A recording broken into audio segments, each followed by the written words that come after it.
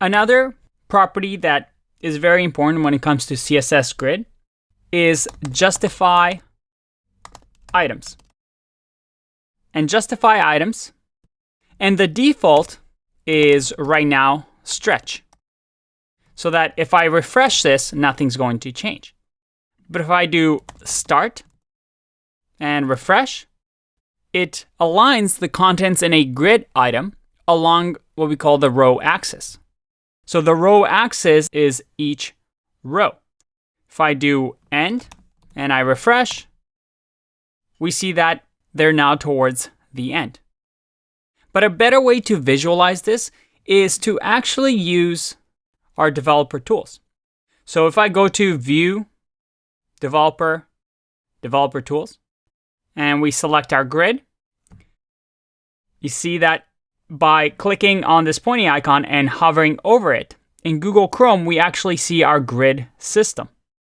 And if I scroll, you see that it actually stays in place. But you see that we now have our items at the end of our grid system. Our last item, which is 2FR, right over here, is justified to the end.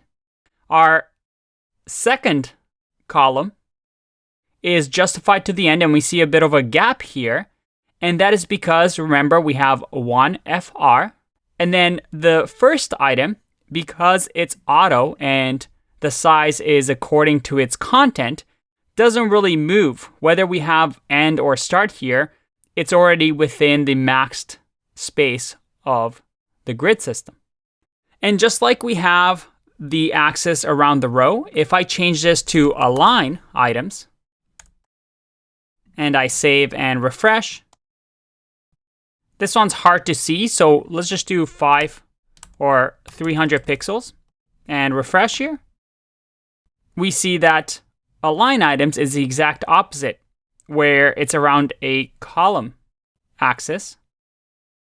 And we can use start end here to move those grid boxes around. But most of the time we want this filled and we don't want to move items around, so I don't really like using those two properties. So let's fix that to 1FR. If I refresh, all right, we have things back to normal. I'm going to close this. Now, the last thing I want to show you inside of this container is my preferred method of actually creating a grid layout in any website that I built. And what I usually like to do is something new that we haven't seen before. I usually do repeat and define here how many rows I want. Let's say I want 3 at 1FR. So I want everything to have the same size. But there's a problem here, right? Because right now, this is stretching, but as soon as we make it too small or too big, it's not extremely responsive, or it's not 100% responsive. So instead, I like using autofill. And in autofill, just to show you what it does, if I do something like 300 pixels and I refresh, and now I change the sizing, you'll see that our grid system or the column system adjusts autofills according to the size of our viewport, which is really, really nice. But right now, I just said 300 pixels. So again, it's not super, super responsive. So instead, we can use something else called the min-max. And I know this can look confusing, but if you remember this pattern, this is the most common pattern I would say to use when it comes to CSS Grid. So once you get used to this, you can just copy and paste it and use it everywhere. And here, what we want to do is say, well, the minimum that we want the size of our columns to be, let's say I want the minimum to be 200 pixels. So that's the smallest it's going to get. The max though, how big do we want these to get? And this is a common thing. What do we want as the biggest? Well, just 1FR. Because as we'll see, by doing this, it'll automatically adjust to the size of the viewport. Let me just save and show you what I mean. If I refresh here, I see I have 3 here. It auto adjusts based on our size. But you also see that the container itself is also adjusting in size. So that if I go smaller and smaller and smaller, look at that.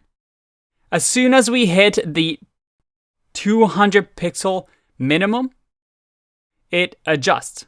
And because we set 1FR as the max, as soon as the viewport is really, really small and goes below 200 pixels, it's going to just take up one fraction. And in our case, it'll be the entire screen. So using this syntax of repeat autofill min-max, giving it a minimum, we're able to make this completely responsive.